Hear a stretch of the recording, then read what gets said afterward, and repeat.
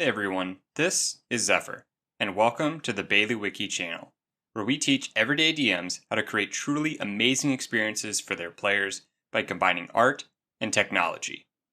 If you're using platforms like Dungeon Draft and Foundry Virtual Tabletop, then you're in the right place.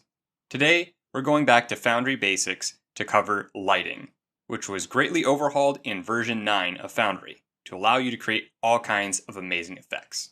Let's dive right in. Lighting in Foundry is how you control what your players and tokens are able to see, and it's a very powerful way to change the ambiance of your scene. It's very easy to get started, but there's a lot of room for creative expression. Your lighting controls are in your tool panel. Within it you have the draw light source, transition to daylight, transition to darkness, reset fog of war, and clear lights subtools. There's also lighting settings within our scene configuration. So when we open up our scenes, there is a lighting tab that we can use. If you're not familiar with scenes, check out our Foundry Basics episode on scenes linked on the screen now. This information was once set up as headings on a same page, but is now delineated into tabs. The information remains the same though. Here we can control token vision, fog exploration, unrestricted vision range, darkness levels, and vision limitation thresholds. Starting with our unrestricted vision range, this basically mimics what happens in real life on a nice, clear, sunny day, where you can see significantly farther than what you could in darkness. Darkness level is what is determining the lighting of the scene. This has no mechanical effects as regards token, vision, etc. It is purely an aesthetic choice, but we can link it with other things such as this vision limitation threshold. And this is going to influence our unrestricted vision range tick box. We have unrestricted vision range selected, it is once again going to mimic that feeling of being able to see as far as the horizon. But if we have this vision limitation threshold set, once it gets to a certain level of darkness, we'll no longer be able to see. To demonstrate, we can see with this character, I'm going to go ahead and drop his vision down to 0, so he can only see where we have that unlimited vision range set up. If we go ahead and make this scene significantly darker, and we have that vision limitation threshold set up, notice that they can no longer see to the edge of the map. Returning this dim vision, we can see that they can see only where we have that vision line, and we can drop it again, so it's no longer unlimited, it is restricted just to the area that they have dim vision. We can use the transition to daylight and transition to darkness tools within our toolset to be able to swap between these darkness levels. It's going to have a gradual transition between the two, so you can use that for some creative effects later on. This is a great way to have a nighttime version of the same scene without having to rebuild it. And this is how we can control whether our tokens can see or not. As we've already alluded to earlier, tokens also have a vision setting. You can see here with the vision radius, and that is determining how far out they can see. I have a dim vision radius set up on this character of 30 feet. You can think of this as the distance to which the token sees as if that area is dim lighting. So in a system like 5e, this would correspond to dark vision, where you're able to see in dark lighting as if it were dim lighting for a certain radius. There's also a bright vision radius, where you see as if it is bright lighting for that amount of feet. It's going to look significantly brighter and more clear in color. And as you can see here, it almost looks like that daylight once again.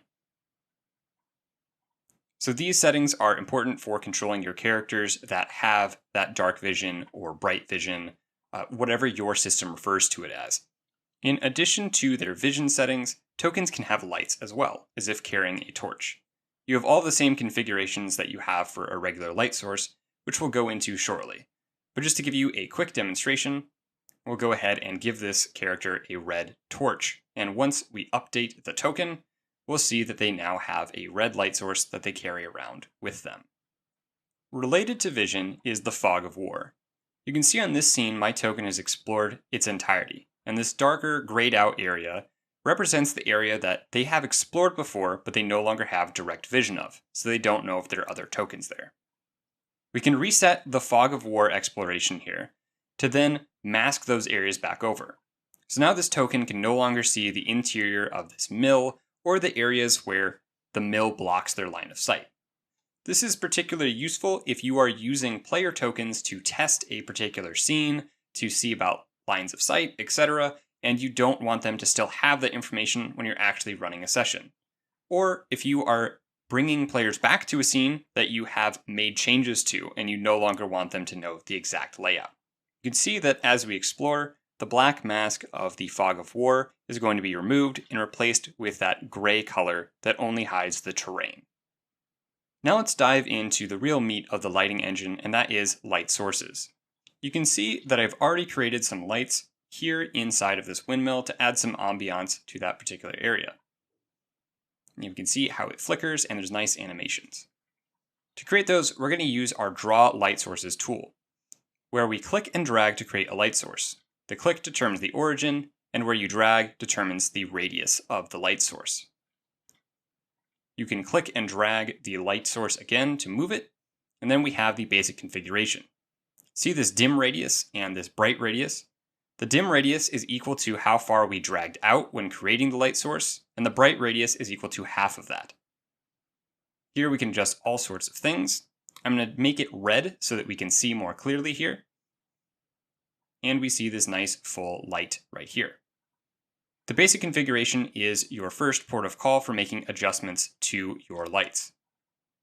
For example, we can change the coordinates, or we can have a specific number for our radius.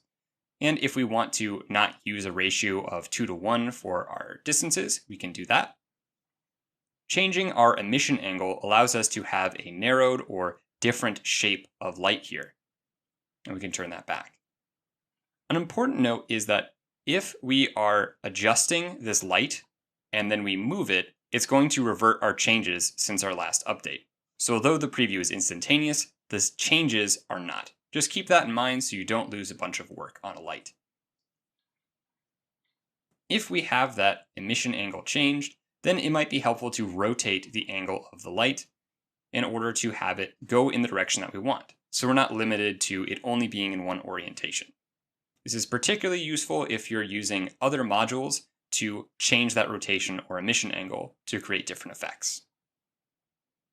We can also change the light color. We can change the hex code here in order to update the color. Or we can click on the bar to have a color picker with RGB values and select whatever we want. We can also use this eyedropper to sample a color. For example, if you're using artwork that already has lighting baked into it and you want to match that color. You'll need to click off of that eyedropper and then hit enter to save your lighting. Otherwise, it will reopen the color picker. Color intensity is pretty straightforward. It just increases the intensity of that color. It basically saturates or washes out the content below it. And if we drop it all the way to 0, that color is basically going to be non-existent. You can really see with the red here how much that slider affects things.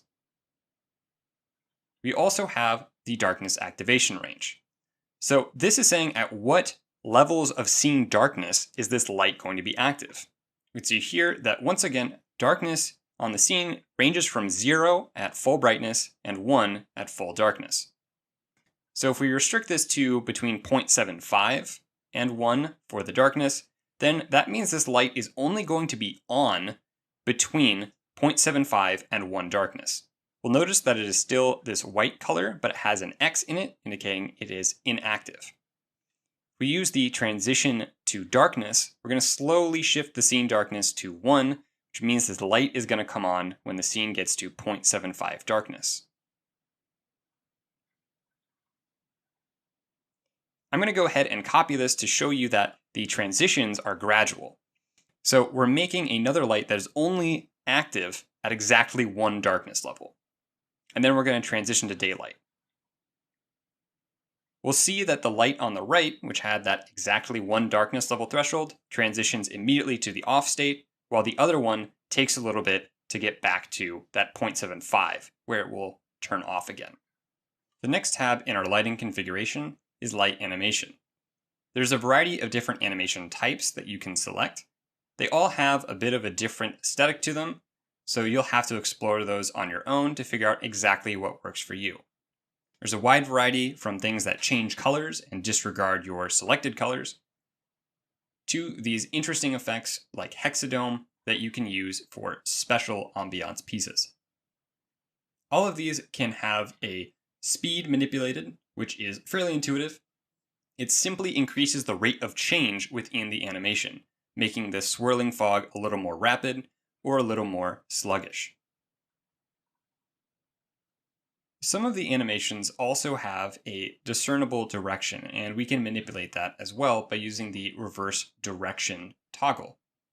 Again, there's a lot of different options here, and the mysterious emanation is a pretty good case study here. You can see that when I reverse it, it almost looks like the emanation is going inward rather than outward.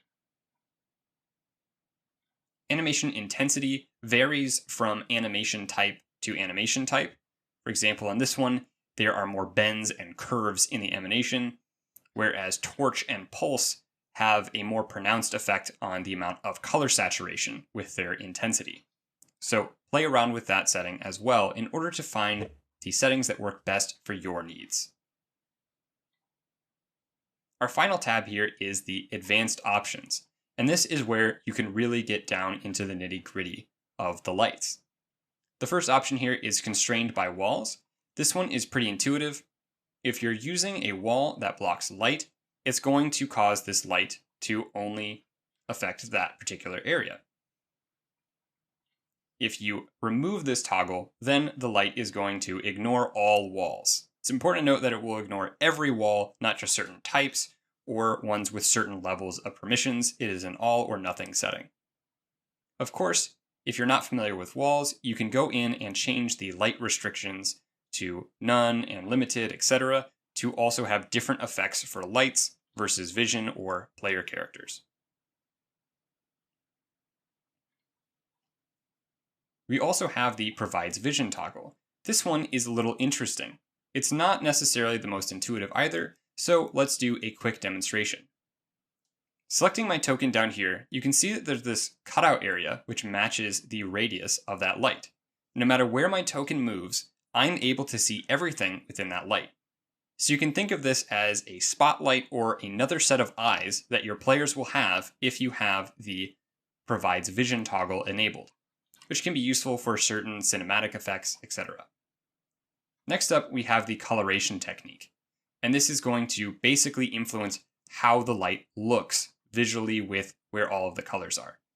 Adaptive luminance is the default, and legacy coloration is the old way that Foundry did this. Both of these options are trying to mimic what we might consider a realistic or normal light, like a light bulb, etc. But there are other effects like this internal halo that has a higher density of color in your bright radius, and the external that has it outside. We also have color burn, which has an interesting effect. And I'm going to remember that if I drag it, I'm going to lose my changes. So I'll update my light source. And we can see here now that there is a high red color where there was this black from cracks and shadows. So you can use some pretty interesting effects. And there are a few combinations like these color burn halos available to you. We also have absorptions, which are going to have different lighting based upon the presence of the color you selected on the basic configuration within the artwork underneath this light.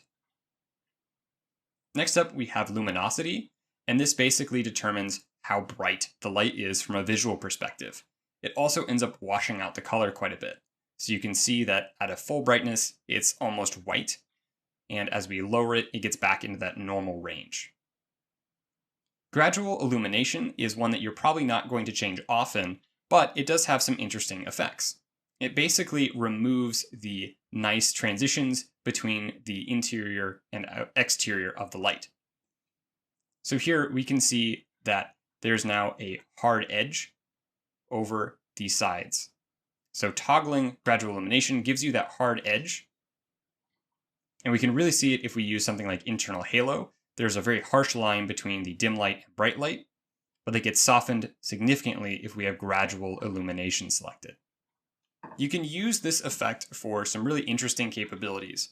For example, maybe you want that hard edge on something particularly if you're using color burn, so you want to really restrict the area that is affected. Next up, we've got the background saturation, where we are manipulating basically how much this color affects the artwork beneath it. By changing that, we can see how much the light actually colors that, just like you would in real life with how a fire makes things look more orange. Background contrast heightens the line work and deepens the colors underneath the light so that things don't get washed out as easily. And background shadows just kind of generally darkens the area, particularly in areas that are already dark. In general, these are the levers you're going to be altering in order to get a realistic or nice ambiance to the lighting of your scenes. I generally prefer a fairly low background shadows value and low background contrast value with a slightly higher background saturation of around 0.3. Your mileage may vary, and it will depend upon what colors you like to use and the artwork that you're using as well. We can see this best if we select a realistic color for a torch or a fire here, and we can see that it adds a nice warm glow or warm feeling to the lighting area without creating harsh lines from the background colors and saturations. As you experiment, you'll really learn what settings you like the most, and then you can use those as a template as you create more lights throughout your scenes and throughout your games. Now that we've discussed configuring our lights, let's talk about how to control and manipulate them. First and foremost, we know that double-clicking our light opens up our configuration, but right-clicking will turn off our light. You'll notice that this is a red icon rather than that white icon that has the X on it we have when we're outside of our darkness activation range. So here, this is white indicating that it's still working, but it's got the X showing that it is currently off. If we right-click it and make it red so that it is in the off state, even if we reach our darkness activation threshold, this is not going to turn on. We have to right-click it once again to turn it back on and have that color.